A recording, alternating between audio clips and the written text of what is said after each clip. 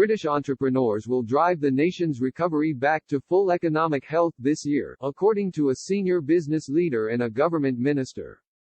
The Confederation of British Industry today insists thousands of innovative home-grown firms will be the beacon which guides us from the gloom of the coronavirus pandemic. CBI President Lord Bilimoria says, "We can rebuild, and rebuild quickly."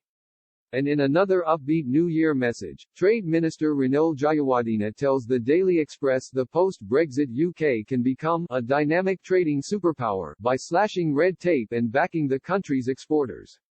"Global Britain is here, and she is here to stay," he said. The senior figures in business and the government set their sights on a rapid bounce back from economic doldrums left by the coronavirus lockdowns in exclusive articles for today's Daily Express.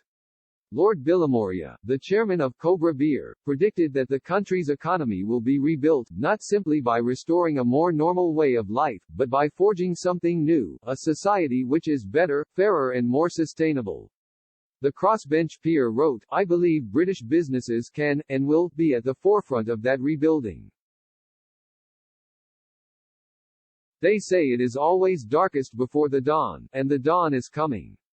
I believe UK industry can be the beacon which guides us from the gloom as we look to rebuild our economy in a way which delivers long-term prosperity for us all." The CBI, which represents 190,000 businesses employing 7 million people, today publishes a fiercely upbeat forecast for the year ahead after the UK economy suffered its worst 12 months in more than 300 years. Business is continuing to take a battering with the majority of England under the tightest regional coronavirus restrictions. But following the signing of Boris Johnson's EU trade deal, the CBI says businesses now have the clarity to drive growth forward. It said British business was, like a coiled spring ready to release ambition and investment, they just need a chance. The CBI said the rapid rollout of COVID vaccines would allow consumer spending to rocket as earnings recovered.